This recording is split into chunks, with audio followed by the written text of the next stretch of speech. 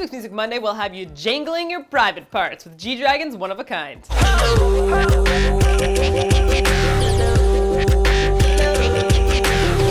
Yes, sir, one of a kind. For starters, this is our 100th Music Monday ever. Yay!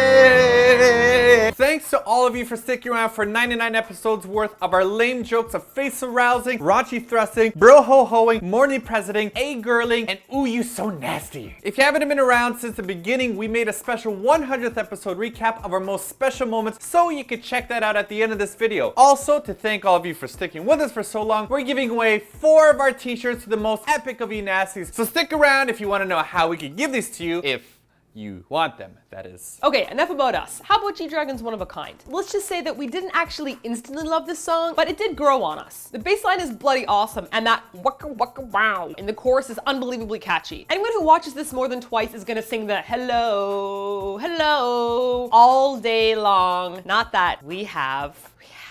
As for me, and Martina disagrees with me here, I didn't really like how GD switched from really slow flow to rapping really quickly, which yes, I agree is really talented, but it's not something I'm interested in for a hip hop or a rap song. If you'd have given me nothing but the chorus for the entire song, this could easily have been one of my favorite tracks of the year. But frankly, this really isn't made as a song for you to sing along to. Plus, G-Dragon isn't singing about love or loss or anything that average folks like you or me can relate to. He's rapping about himself, the difficulties he has with perception of him and his image, and also being really, really rich, which most of us can't really relate to any of those issues, especially the richness one. Now look, G-Dragon, you're rich. I got you. You make a buttload of money and don't know what to do with it. So you play tennis with Chanel balls, with terrible form, mind you, in the most inappropriate of places. And you go boxing with a helmet made of gold, pure gold! Which, might I suggest, probably doesn't provide the best level of support for punches to the head. Here's a pro tip. Next time, look for something soft and squishy to protect your head. It makes hits to the skull a lot less painful. But then I won't look fashionable. True. The more that I think about it, I'm starting to believe that G-Dragon might be quite possibly the worst athlete in K-pop history. Hey yo, throw me the rock, son! Oh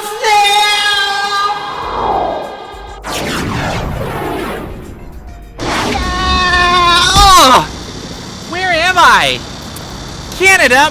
Oh snap! Another thing, I know that G-Dragon is wild and young, but when I first heard the song, I didn't clearly hear him pronouncing that L, so I thought he said that he's white and young, which I interpreted as him saying that he's a fat kid, which clearly ain't the case. Because seriously, G-Dragon needs to put on just a bit of weight. Now, I'm basing this solely off the numbers he put on his mugshot. He's 127 pounds and 5 foot 80 inches tall. Do the math yourself. That would make him altogether 11 and a half feet tall. That's barely 10 pounds a foot. G-Dragon, it's time for you to do some push-ups, bruh. Maybe you could add some mashed potatoes with that dry-ass steak of yours. I mean, come on, GD. You're young and rich. Can't you afford some gravy on that gray steak of yours? It's time for you to hire a new personal chef. And come on, GD. A Galaxy Tab? You could afford an iPad. Oh, burn!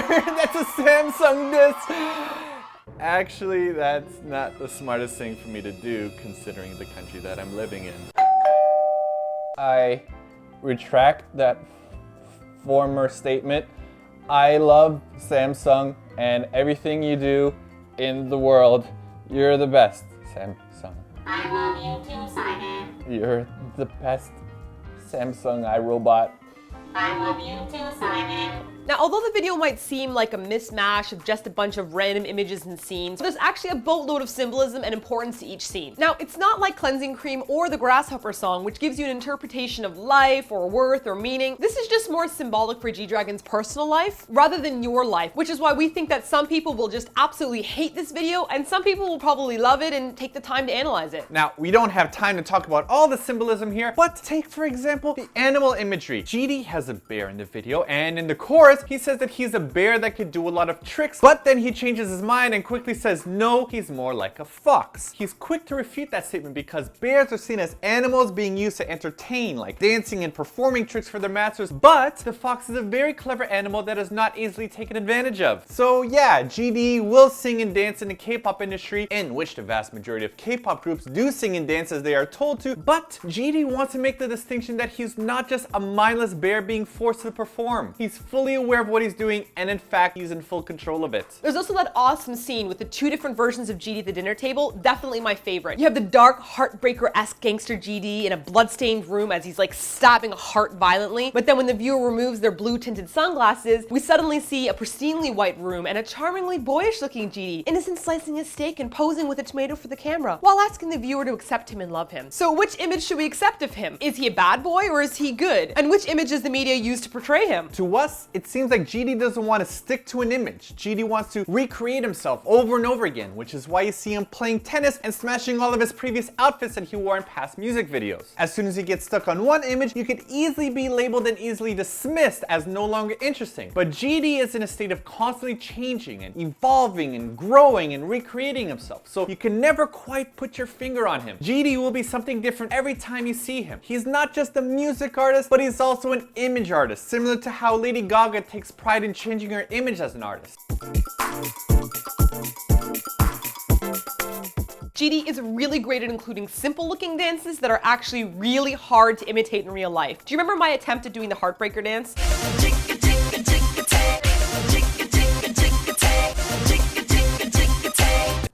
Well, I spent all day yesterday trying to master that like knee wiggle dance, and all I got for it was really sore thighs. But I gotta say, I just love the addition of those female backup dancers wearing the matching like unitards or bathing suits that frequent the GD and Top videos. They were in Turn It Up and Knockout, and now they're here as well. They're the best. There's something so awesome about their like super serious faces juxtaposed with their violent pelvis flexing. I take my job seriously. But I feel like it only really works because it's a guy surrounded by girls wearing unitards. Cue to Simon in a unitard. I don't have a unitard. Cue to Simon in a bathing suit. Hello.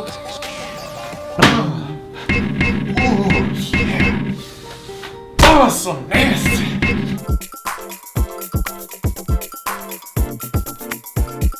As for the English of the song, we give the say bonk, bonk, bonk, bonk, bonk. 5 out of 5. On paper, all the English is fine, but then G-Dragon speaks with like a hip-hop slang, so I guess that's okay, except for the wide and young part. But he doesn't clearly enunciate everything, but that's on purpose rather than for the sake of throwing in random English phrases that seem cool, so word son, 5 out of 5. Just make sure, GD, you never use the phrase Lego, because I hate that phrase.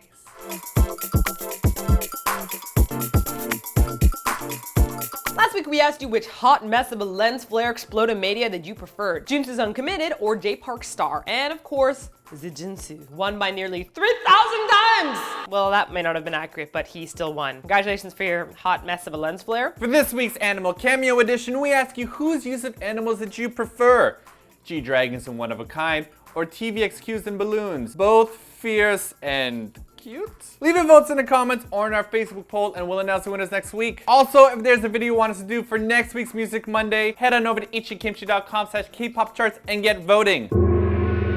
We'd like to thank all you nasties for sticking with us for so long through these 2 years and 100 episodes of Kpop Music Mondays with a small token of our appreciation by giving away a few of our t-shirts. We're giving away a Batus, Vilasa, and Eat Your Kimchi and a Spudgy shirt. Want one? Here's what you gotta do to win. Also guys, sorry we don't have a Memers shirt yet. We're still trying to think of what we can do to design it. People are telling us that we're Spudgy biased, but we're not, I swear. For our YouTube subscribers, because we love you guys and most other people in the world, first off, head on over to our special anniversary video and let us know what Kpop Music Monday moment was your favorite. It's that simple, but you have to be a subscriber, of course. For our Facebook followers, find the contest thread. Hint, it will say contest thread. Like the post and answer the same question. For our Twitter followers, it's even easier. Number one, make sure you're following us on Twitter, and then all you gotta do is click on this button to retweet the video. It's so easy. And for our Google Plus followers, find our page on Google Plus, give it a +1, and answer the same question in the contest thread. Boom shakalaka. We'll pick 4 winners next week and then get your shirts mailed out to you right away. Lastly, don't forget to like and favorite this video and to subscribe for more Music Mondays. Take it away, Nasty Spudgy.